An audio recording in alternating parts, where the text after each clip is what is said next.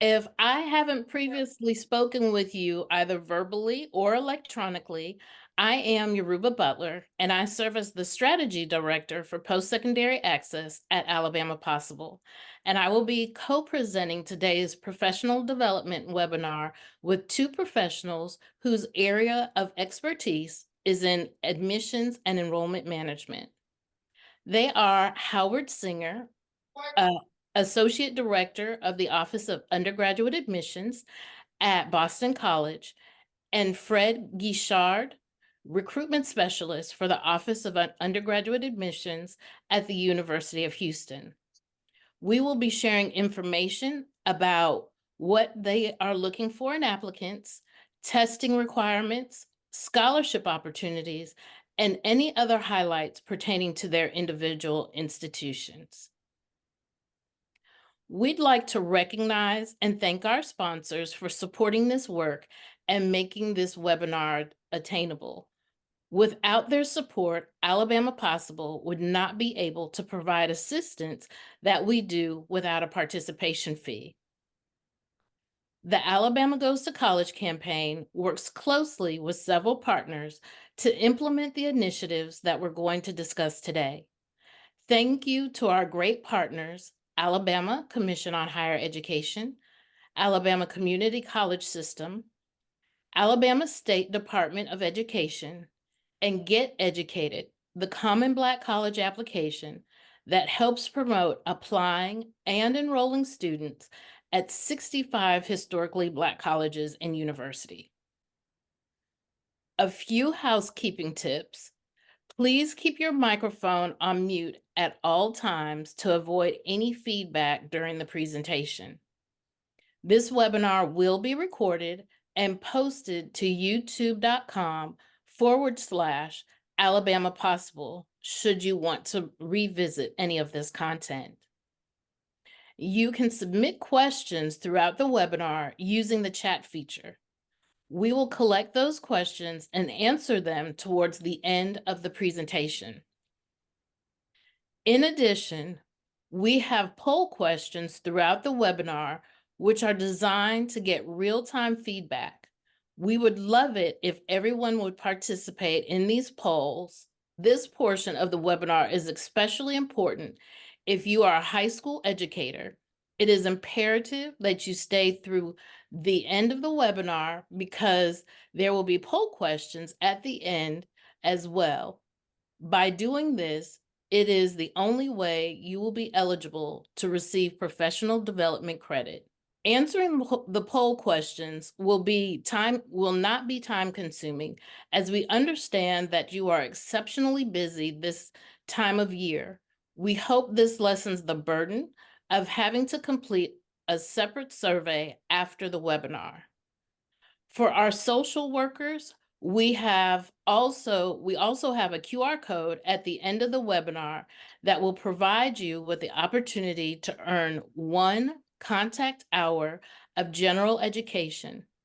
Once you have scanned the QR code and submitted the information required, please contact us by email at algoestocollege@alabamapossible.org, and we will email you your CE contact verification form.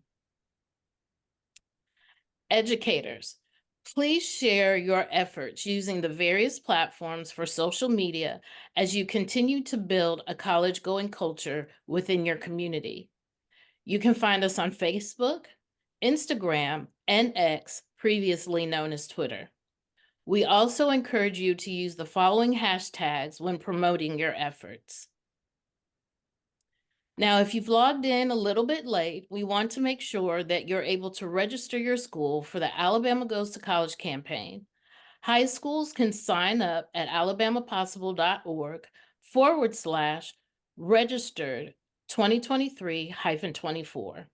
We'll drop this link in the chat now. On the registration form, all schools are listed alphabetically. So there is a way for you to check and see if your school is already registered. We only need 1 submission per school. Now let's look at our campaign components. There are three main components of the Alabama Goes to College campaign. First, we have Cash for College. The Cash for College's goal is for every graduating senior to complete the FAFSA, which we all know is the free application for federal student aid, before they graduate from high school, so that they can access federal, state, and institutional aid to pay for their education after high school. Second is the Alabama College Application Campaign. The Alabama College Application Campaign is part of a national effort to increase the number of first generation college students and students from low income families pursuing a college degree or other higher education credential.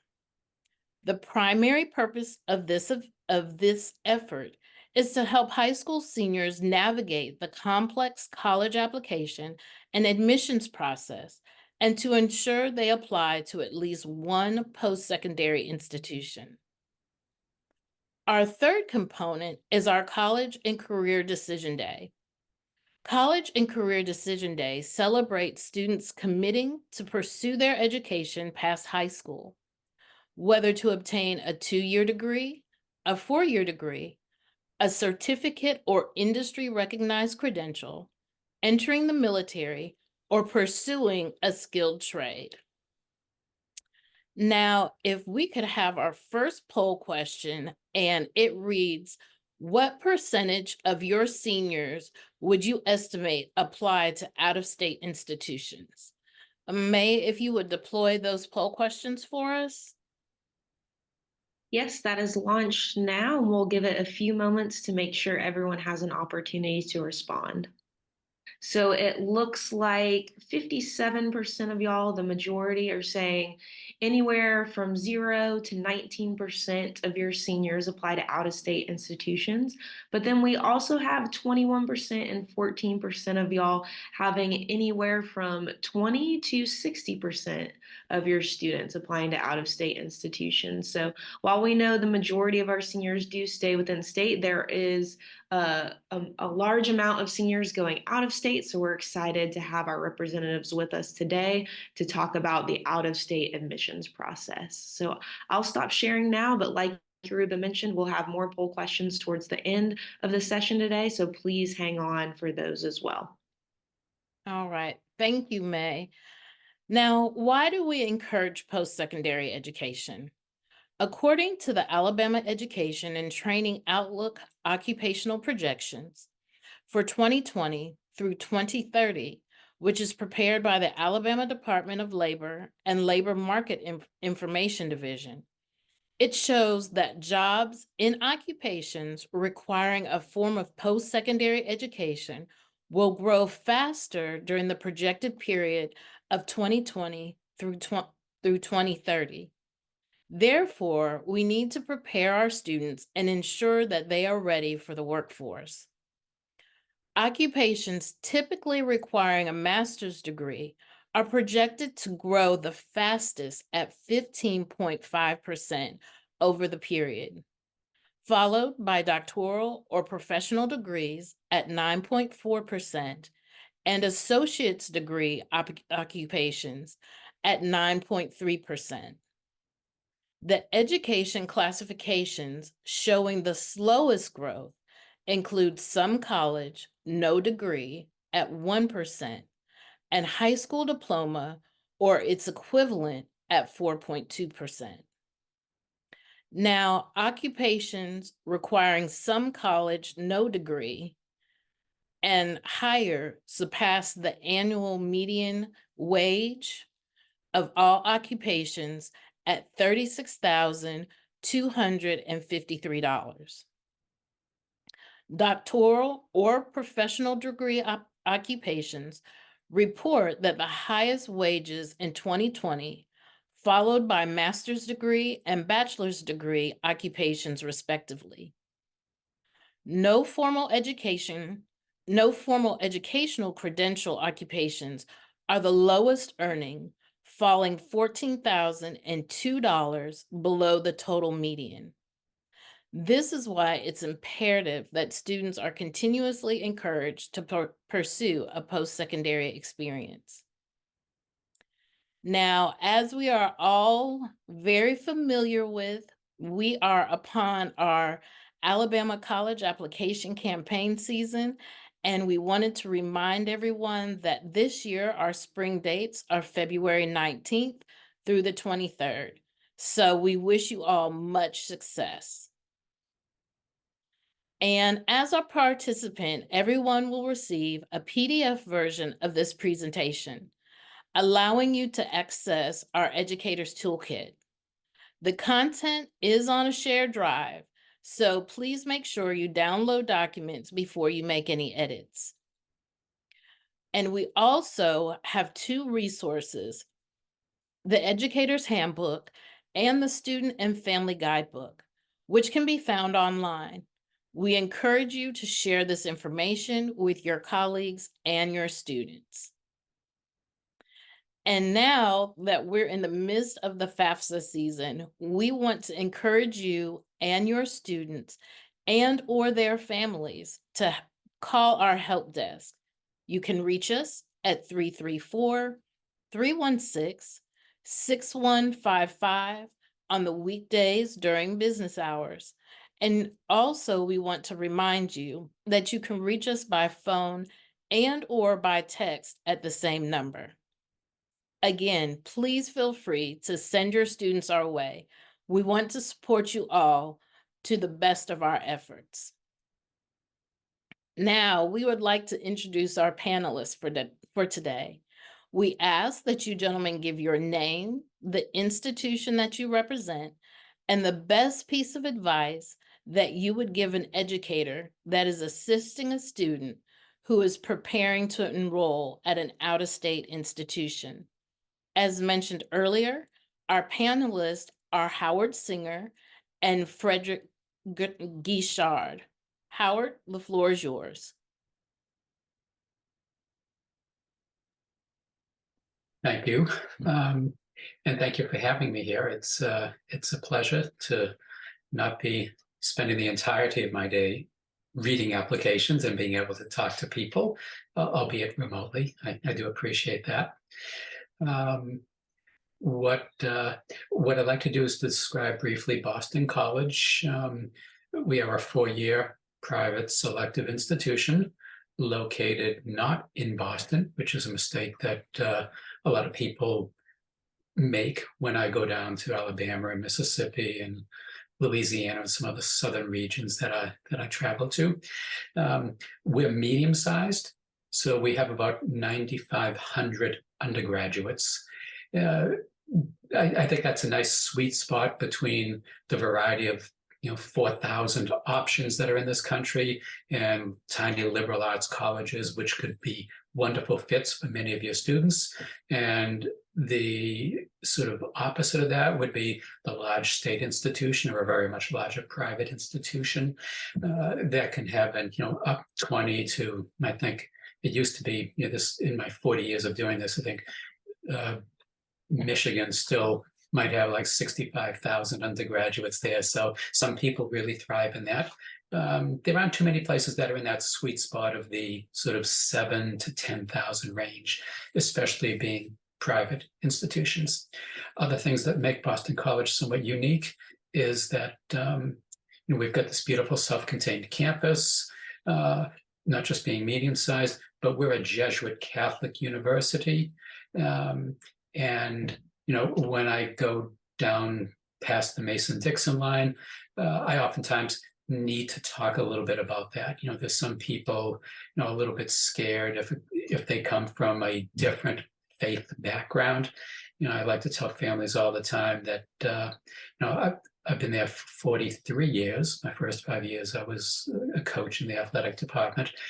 And I arrived there Jewish, and I still am Jewish. So it's not the kind of thing where you have to be worried about what you're going to believe. The Jesuits are a small order of Catholic priests that have been around for over 5 centuries, and they focus primarily on education. Alabama has one of the 27 Jesuit schools down in Mobile, Spring Hill. But they're focusing on education. So, and when it comes to questions, we can talk a little bit more about that. But to not tie up any more time for keep you from hearing Fred, the advice about thinking about going out of state that I give to educators more so than to students and parents is to be open with the students, to let them know that there are great options for them everywhere. When I first started recruiting Alabama, which would have been in 1986, um, we would probably get 2 or 3 students from the entire state, and sometimes we get 6 or 10 now. We do a lot of work with the private schools in Birmingham and Mobile and some of the public schools in Huntsville. But through a community-based organizations such as College Choice Foundation, we have a really strong partnership with them. And it's our goal to continue to serve first generation students, Pell eligible, for lack of another way of thinking about that. And so they're coming from Ramsey and other schools like that. But that's an important population. Boston College was founded to educate students of families that were not allowed to attend any other school because the climate during the mid-19th century was to discriminate terribly against Catholics. They primarily came from Italy and from Ireland and then Eastern Europe. But Boston College continues to be true to that. Even, when we're talking about Supreme Court decisions this summer, we have and will continue to be very positive in reflecting that a diverse student body is one of the most important aspects of a strong liberal arts education. So encourage your students to look beyond. It doesn't mean that's where they're going to end up, but I think just the possibility of investigating a multitude of schools and different types of schools can be a very positive thing. Thank you. All right. Thank you so much. Fred? Yes, ma'am. Good morning, everyone. Thank you for having me here today. Introduced previously, my name is Frederick Guichard. Born and raised from New Orleans. I always like to start off with that because that's my home. But Houston is my second home. Been in Houston since 2005, since Hurricane Katrina, and I just had the blessing to work at University of Houston. To give a bit of a spiel about UH, we're the second most public diverse institution within the nation. Some of our numbers actually lead towards more of a category that we're considered a minority majority campus. I mean, the majority of our students are minority students. I know one big indicator of our school is that we're also considered an HSI, a Hispanic Serving Institution, in which in order to get that declaration, your institution must have at least 25% of its student population to be Hispanic, and also being first-time students in college and be full-time students receiving federal aid at the same time. So it's a very important certification that we have our institution, and a lot of not just students, but faculty and staff like myself try to make sure we follow through and give support to those students, and which I'm sure we can answer those questions later on. Other than that, some of other big things I always like to share about UH, specifically being in Houston, for the third largest school within the state, of course, behind the 2 big pillars of UT and A&M. Our student population is around, I want to say right now, for undergrad specifically, is about 38 to 39,000 of total, with graduate and some other declarations would be probably around 44,000. So we're a pretty big school, right? It also feels like a big school when you're on campus, but at the same time, it feels a little small because there's so many different pockets and space that you could be a part of and participating at UH. So it necessarily doesn't feel like you're feeling or seeing 43,000 or 4,000 40,000 on campus at the same time. Also a big commuter school, right? Being in Houston, a lot of our students will stay at home and commute, which is a very strong appeal for our students that are locally within the Houston metropolitan area. Because that's something I definitely have to learn from coming from Louisiana, that Houston is like everywhere, right? There's like 12 different pockets of Houston, and there's all these suburban areas, extended, from Houston, or as we like to joke, Houston is an hour away from Houston. So definitely, I always make that suggestion of, get used to driving a little bit if you come down here.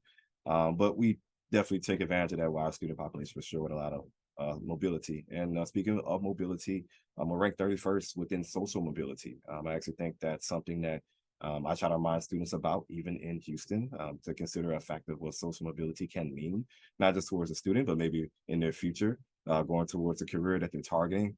And I don't know, for us, we do a lot of opportunities for internships and externships, also a lot of research. We have a lot of individuals that are Fulbright scholars at our institution that are, current professors doing high volume of research. We've also have our president, to be specific, Rena Couture, has gone to our state to try to get more research funding for us. So that's one of the biggest things. Being a tier 1 research institution, it's going to give you a lot of opportunity for research expenditures. And of course, like I said, just going to extend beyond that, the internships and externships that we partner with a lot of Fortune 5 companies as well. Companies like Halliburton, Sunberger, Exxon, Shell. There's a ton I could list off there, but that's, I'll probably say, one of the biggest appeals about the University of Houston is that we try to appeal to a student that might be looking for more of a mid-city to big city type of atmosphere. I can tell you, do we have a campus experience? Yes, but Houston's also right there. So a lot of our students can also blend in with the city, and that ends up being part of their campus experience as well. So it does take a unique student to kind of think about what they want to do, or where they want to go, and figure out if this can be a great fit for them. And in regards to the advice I give to any type of colleagues that are trying to give suggestions for students that want to go out of state, for me personally, especially because I didn't know any better when I was in New Orleans. My sister went to Dillon University locally, right? So it was never a thought of going out of state until everything happened for me. Really, I would say early. I think exactly what you guys are doing right now, right? Participating in things like this is very, very helpful. I started college in 2010, and I still didn't know enough about out of state. I sometimes didn't feel like I knew enough about the schools that were in state, especially when you have a big state such as Texas, right? So I think what you guys are doing is absorbing as much information as you can and exposing them to other possibilities, just like Howard mentioned, right? There are going to be public institutions, private institutions, understanding the differences between the two, and then finding out what's going to mesh for the type of student that they are at the moment. I think you guys do a great job of sharing that information as much as you can. So that would be my biggest suggestion: just continue on doing those things and just exposing them to what else is out there. Because especially being from the South, we think in a very small bubble. And I can tell you, even in Houston, there's small suburbs that they're like, oh, I only know this suburb in Houston. I'm like, well, did you go to Katy? What is Katy? It's like, well, Katie's 20 minutes away from me, right? So even in Houston, people think there's going to live in a small bubble and not think of anything else. And I know that's definitely how I was in New Orleans, right? So just keep exposing them to something else that's out there, but do it early. Definitely their sophomore, junior year. I think if they're in a college going, program, that's when they need to be thinking about out of state, because Howard can tell you just as well as I can, it goes very, very fast. By the time your senior year comes up, you need to have an idea that first month if you're going to be going out of state or not. Because the time is just going to burn by, and you won't have that opportunity to get the scholarship dollars that you really need, especially when you're a very high achieving student. All right. Excellent, gentlemen. Well, thank you so much. We're going to go ahead and jump into our questions. But if you would definitely do me a favor, let's do it as a conversation style. So there may be some questions that have similar answers, but if they are different, then please feel free to have cross conversation. So the first area that we're going to discuss is admission steps. And with your institutions, once a student has decided to enroll, what are their next steps regarding the admissions process? So enrollment comes with some steps that maybe happen later on with us, and what I'll try to do is not just represent my institution, but maybe private selective institutions way out of state, whether it's West Coast, Midwest, New England, Northeast. So in order to enroll, we require an enrollment confirmation fee of $500, and that varies from place to place. Probably important to note that if a student comes from a background that's under-resourced financially, and if they sort of qualified for a waiver for the fee for taking the ACT or the SAT, And if a counselor signs off on it, we can reduce and in some instances waive the entirety of the fee. Most of my work I do in Harlem. There's a Boston accent by you when I said that word. In the South Bronx or in Newark, so I'm regularly waiving or reducing that. Sometimes I reduce that fee from $50 to $100, or sometimes $50 to find something that's manageable for a family. So that's never going to be an impediment for high need students. After that happens, then with us in most institutions that are in our peer group, everything else happens. So an enrollment will lead to a student investigating housing, taking a housing questionnaire so that we can match up roommates, so that you can choose your own roommates if you know someone. That oftentimes happens. I'm a different generation than I think most people on this webinar, but it still surprises me how often students find their roommates on our admitted Facebook page or on Instagram. There's all sorts of things that I couldn't explain, but it works out that way. And then we have an orientation that every admitted student, every enrolled student is required to go to. And we have 7 of them. And some schools have just 1 before school starts. Some are like Boston College, where they have a variety. The one before classes start, which is figured around Labor Day each year, tends to be reserved for international students and students who come from more than 1,000 miles away. So this way, a family wouldn't have to come from, let's say, Alabama or Ireland or Korea, and then spend 3 days picking their classes, staying in the dorms, going through volunteer and educational modules, and then go home and then come back another 3,000 or 7,000 miles to start school. So we reserve the last of the 7 for people who are from great distances. And so that all happens, but that enrollment fee covers both housing as a deposit as well as tuition. So that enrollment fee means we got you, you got us. That was a lot of great points, Howard. Very similar to us. We do have a fee, but at least for us at UH, we don't call it a deposit. There are some other larger public institutions that do have an application deposit, but we do have an orientation fee, right? And for us, that orientation fee is $75 for our domestic students within the States. And if anyone's considered international as a national applicant from overseas, then it's $90. If anything, the dates is probably the biggest challenge. Usually we open up orientation in the spring, like now, where students can start applying or registering for orientation. And then by the summertime is when we have those new student orientation sessions happen. Just like Howard stated, right, for us, it's mandatory. Every new student, even as a transfer student, you have to go. We give students the autonomy to choose their own dates. However, I strongly, crazily suggest the earlier the better. But also, like Howard mentioned, right, depending on your situation, if you're a student that's out of state, overseas, right, we even have students that say, hey, I have a certain accommodation going on, I cannot make any of the dates available. That's when we will make adjustments for students. Even to the financial side, we do have a orientation deferment where we will slide that orientation fee up into the start of classes. So that way it's more of the student's tuition, right? So there's things that we can, abide by to make sure it's a little bit more feasible for our students when it comes to the orientation fee. Otherwise, those standard next steps is very similar, right? You want to take care of housing once you're admitted. Housing applications open usually around this month in the spring semester.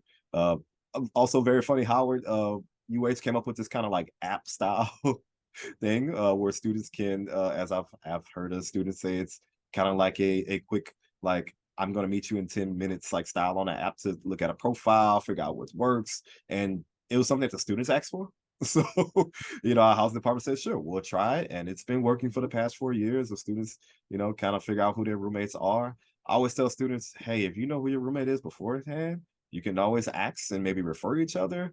We still got that as an option for the time being, long as you stay in the same dorm. So that is an option there. But after housing, it's usually the other standard things. And I always try to encourage my students to do as much research. And I know you would say the same thing, Howard, of like, learn about what other programs we have. We're going to have a bunch of events at the beginning of the semester. usually you're probably going to be overwhelmed, right? So if you can see some of those things ahead of time, it helps ease the stress a little bit. You can't register for classes until you go to orientation, technically. So, if you are declaring, hey, I'm going to go to that school early, cool. Do research on what orgs are available. A lot of large institutions have at least at minimum sometimes 150 or more student orgs. And that could be in a variety of ways. UH technically has about 600. And it's very easy for us to have a student create their own org. So sometimes it fluctuates over 600 and under 600. But the last thing I will say when it comes to as far as like I don't say like a deposit style, with UH, you don't have to commit to us. Essentially, the orientation fee, if you're paying for orientation, we're assuming that you're coming. Now, in theory, a student can still attend orientation and say, hey, something came up. I can't do this semester. I need to defer, or I want to go somewhere else, right? So do have that flexibility for a student. The fee is non-refundable, but know that we won't lock a student in, and we don't have like an early action when it comes to that either, when it comes to that process. So you do have a lot of flexibility with us at UH, but it's just one of those things, as Howard mentioned, right? Figuring out what school is going to require what thing is going to be very important. Do not assume that, private school is going to do it this way or public school is going to do it that way, right? We're all super unique in this process. Excellent. Thank you so much. Are you requiring the ACT and SAT, or is that still being waived? Yeah. At Boston College, we continue to be test optional, since beginning of COVID. And we have been making those decisions year to year. And just a week ago, we haven't formally put it on a website. It's still a little too early for updating everything for the next year's class. But we expect to be, I think the trustees have come down favorably to be test optional again. So the thing about test optional that students, as educators, it would be good for you to, be able to have this answer. Test optional means that a student, if they're going to benefit from their tests, they can go ahead and submit it and it will be evaluated. If they're not, it makes no sense for them to submit it. I was doing a program similar to this, but about selective college admission at a school in the Upper East Side of Manhattan last week, and it cost as much as Boston College. We'll get into that a little bit later. A very Tony place, and that was a big topic. A student should be going into the individual websites of the places, finding out what their options are, and seeing what the mean or the mid-range test score is if they're going to submit. And if they're not going to be in that test score, this is one of the few things that advantage an applicant. Almost every college in America has their own niches. They have, the trustees and the board come and say, this is what we want to do this year. So we're making our process to fit us. It advantages the institution. But when it comes down to the test, if it's test optional, a student really needs to submit something on that. And there are some schools that have bridge programs, and sometimes you can't qualify for one of these summer conditional bridge programs. We have a small one, but they're really big in New York State and some other big state institutions, without showing that your test scores are well below what their norm is. That's one of the qualifications. So that's why what Fred said, it is important. While you can generalize about types of schools, but each school is going to have their own requirements about that. So that's what we would do with the tests. Oh, and one last thing, you had mentioned this, I think, earlier too, or it's on a list, that the test score has nothing to do with scholarships. We'll get into it, but so no one has to submit something to be qualified for a scholarship. And we have almost no merit scholarships. And when we talk about financial aid, I can tell you a little more about that. Thank you. Yeah, I would say very similar with Howard. University of Houston's doing the same thing. We've been year to year.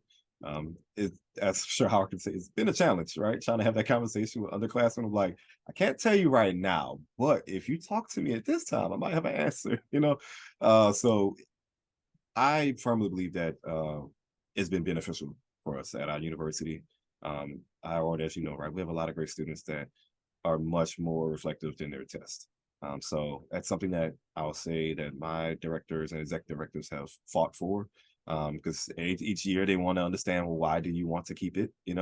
With that being said, I know that we're going again to our board to explain why we think those things should stay the same. And it should be opportunity.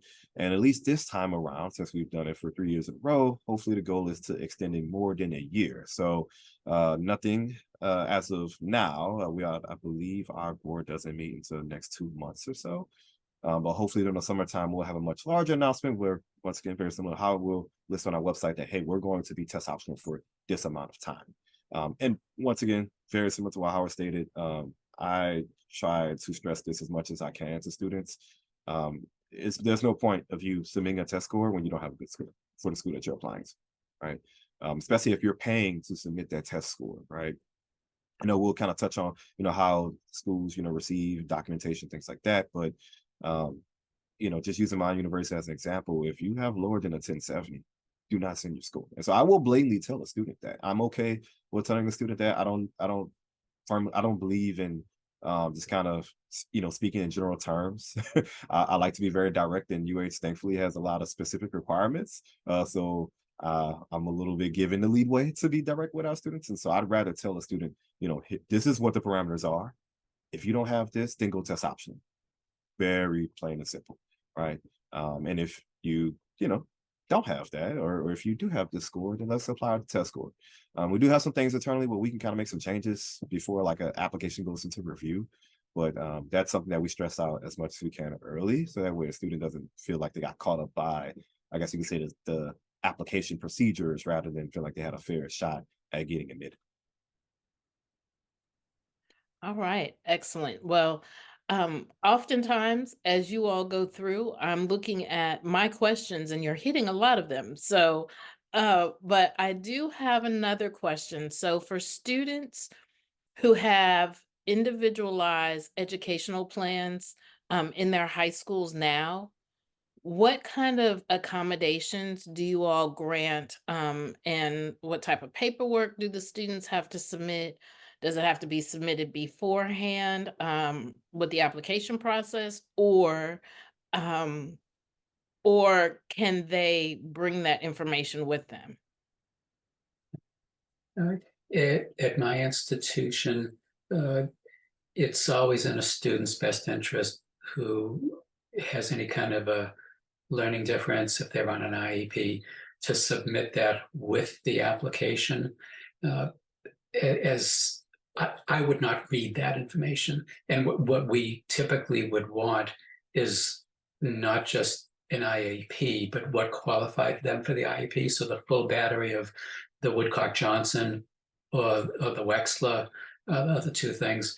And I would make an admission decision based upon everything having nothing to do with an IEP. When an IEP is submitted, we have professional counselors who are trained to interpret those. And what they do is they give us additional information to indicate that if we choose to admit the student based upon all the academic criteria that we've evaluated, this student would need these types of accommodations. And I mean, the way it works according to federal law is if you admit a student, you're required to accommodate them, whatever it is they need. And this is sometimes confusing to families. We, in many institutions like us, do not have any special program. There's some schools up in our area. There's a landmark university in Vermont. It has a national reputation for working with students who have some type of learning difference, mostly severe learning difference. Curry College is another one in the Boston area that is famous for that. What we have is, I believe, outstanding support services for students who meet our regular admission criteria. So, and most commonly, there would be things like someone needs extended time to take a test, or sometimes they need it to be read to them, or they need a reader. They need some accommodations with note taking, or they need early registration so that they can sit in the front of the room, which might help them if they have attention deficit challenges. Um, so, but what happens is it's still admission making those decisions, and the IAP information is really we used to actually ask that question on the application, and then University Council about 15 years ago said no, you can't ask that anymore, and sort of a shame, speaking from someone who's been from a longitudinal area doing this for so many decades. Families thought that they would be discriminated against in the admission process if they checked off, yes, the student says I have a learning difference. It allowed us to be a lot more sensitive and considerate of what the student's challenges are.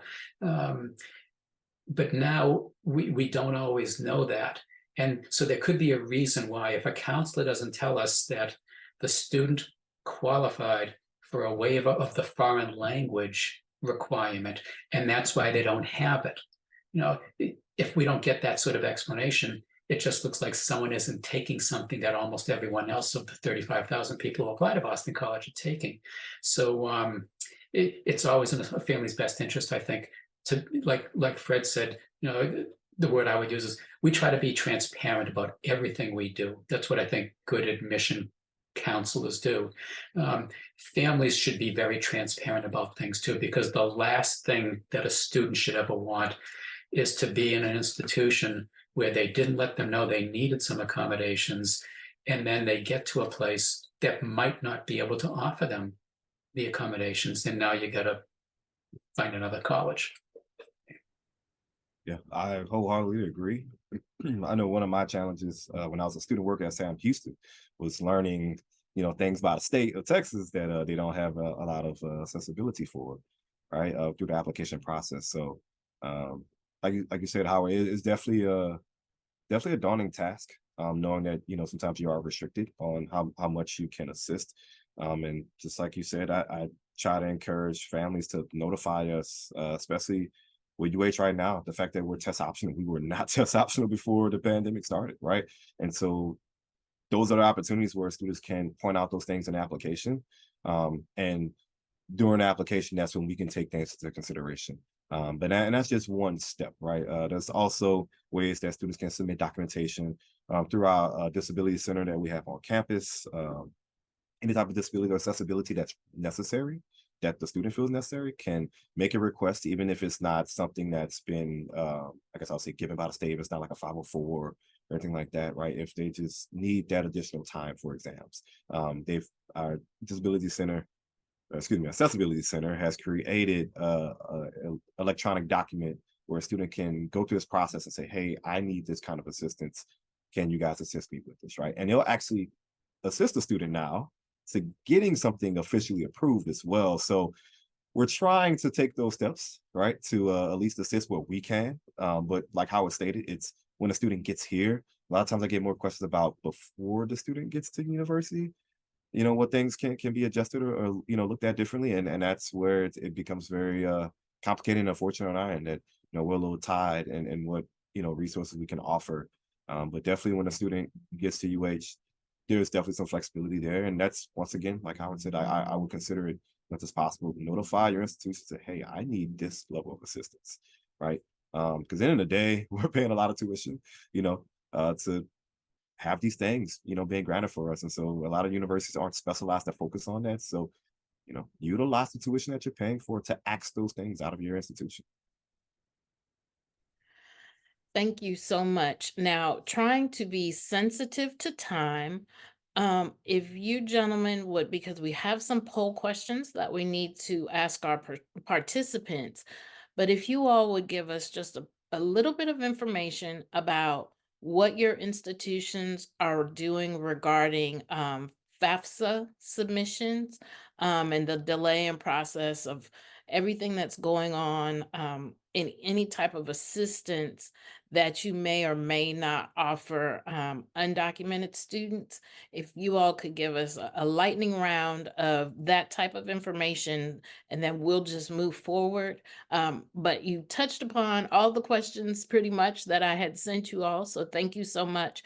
But Howard, if you give us basically some information about what your financial aid office is doing, that would be greatly appreciated. Okay, sure.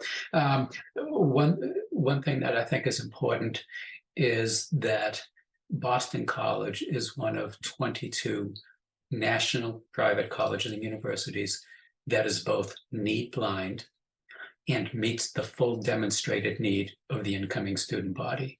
And that is, as we native Bostonians are proud to say, it's wicked expensive.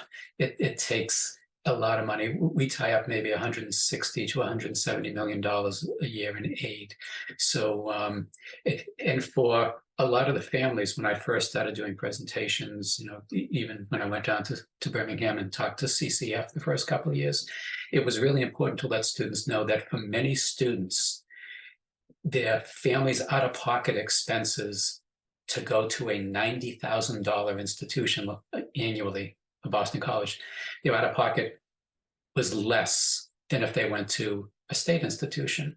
Because frankly, most of the private schools, we got the money. No, we get it. We don't have to rely on raising taxes and doing this kinds of things. So there's this myth that many people and you as educators out there can really help to belie that a student who thinks they're a good match for Houston, for BC, for any institution should never fail to look at it because they see the price tag. I know students whose family I know someone from the Bronx that's a freshman this year. I saw her about 2 weeks ago on campus. Her out-of-pocket expenses for this $90,000 education was $250. So he's got the money. We admit undocumented. I'll try to go through this fast, but if someone doesn't have a green card and they're not a U.S. citizen, they cannot qualify for financial aid. So we don't fund undocumented students. So that's an important thing to note. The FAFSA, we talked about this, Fred, and your and I, but we're able to do a financial aid because we require the CSS profile. And that actually gives more detail than the FAFSA. So we, for our early decision students, we giving them everything they would qualify for, and we know what they would qualify for from the federal government via FAFSA.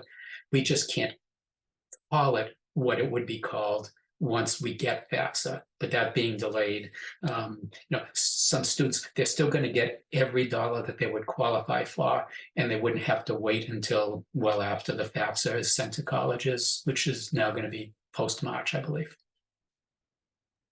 Yeah, I would say for us, specifically on just the delay portion, the most that a lot of public schools in the state of Texas have done is try to push back their own financial aid deadline. So we've bumped ours back. We'll probably have to bump it back again to a little bit closer to April because we have bumped it back to March, thinking some things will be a certain way. So we're trying to extend as much as we can. We've notified as much students as we can early about scholarship opportunities. Typically in January and February, usually it's kind of like our last final wave, but we do have a scholarship already deadline in November. So usually those high achieving students have a pretty good idea of what potentials they have by this time frame. But I'm sure we're holding a few things back just because of that fact, right? So we're trying to adjust on the fly. I know for sure we've had a higher increase in our financial aid representatives becoming part-time counselors, right? Assisting in calls and emails and, kind of visual meetings for our prospective students just to assist in that conversation. And even beyond that, in general, Texas has a TASFA, if you will, very similar to the FAFSA, just for Texas Texas state aid. So because of that, right, students that are undocumented or DACA students, anything of that manner, we're able to offer them aid if they fill out a TASFA form. And we have our own electronic TASFA form on our website. So it makes that process much easier for students that are planning to attend UH specifically. They are also still able to get dollars as well when they fill out that TASFA. Otherwise, one big thing I think that's a great appeal, and I've kind of gotten a lot of compliments from being out of state in places like Georgia and Louisiana, is that if a student does apply by our scholarship for the deadline, which is November 1st, we offer an out-of-state tuition waiver. So it is one way to combat those fees for our out-of-state and international students. If they get at least $1,000 in scholarship money, then we give them that in-state rate. So still have to be a very competitive student, but knowing that, hey, if I'm a competitive student, I at least have a better opportunity to pay for college, definitely helps them. But once again, right, getting that information to them earlier is more valuable in my personal role in comparison to the student knowing, because even if it's somewhere on a website, I will always get questions of like, well, what does that mean, right? And I explain it really quickly. Like I said, if you get $1,000 in scholarship money, apply by scholarship for the deadline. If those $1,000 are from our financial aid office or through the task force, right? Then we'll give them the in-state rate. That changes from about 28K per year to about 12K per year. So it is a steep drop. There's also ways students can get in-state tuition from becoming a Texas resident after a certain amount of months. But if you're an independent or dependent student, that can be a little complicated. So there are some ways to combat those fees here and there. We just try to give out as much information as we can. All right, excellent.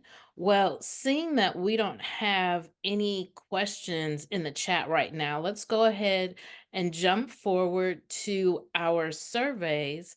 And so we encourage again everyone to participate in our surveys, but especially our high school educators, and to receive your professional development credit. And your answers to the questions will not be shared with anyone. So May, if you would go ahead and deploy those questions for us, and then let us know when we can move forward. Yes, you should see those on your screen now. We're going to give it a few moments for everyone to respond. If you're having any trouble seeing the poll, please feel free to drop us a message in the chat. All right, most folks have responded, so I will go ahead on to the next slide that Yoruba can lead you through, and we'll just leave the survey up just in case folks are still wrapping up. All right, thank you so much. And educators, thank you for your feedback. We also want to make sure that you know to claim your professional development credit, you must visit this link and enter the following course number and section number. We will make sure to provide you this information with a follow-up email that will include the PDF version of this presentation. So make sure that you definitely go into PowerSchool and do that. And for our social work professionals, please make sure that you scan this QR code to earn your 1 credit of contact hour of general education.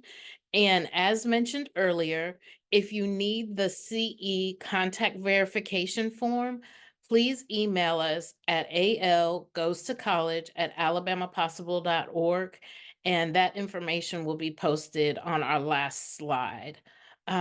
We do have some save the dates.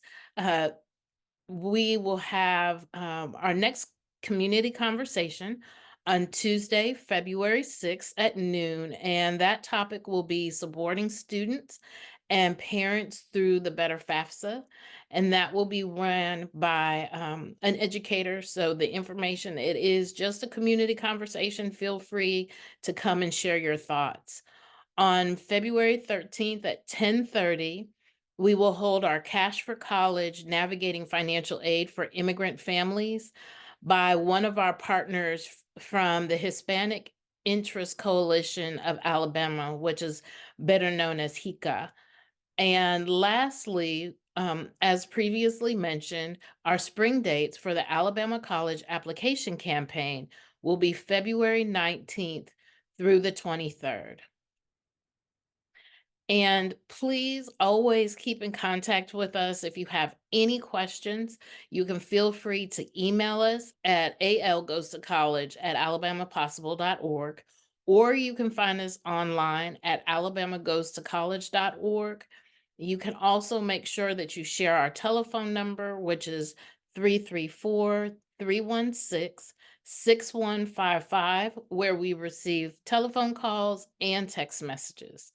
So we want to thank you all for your time. Gentlemen, thank you for presenting and spending an hour with us today. And we wish everyone a wonderful rest of your week.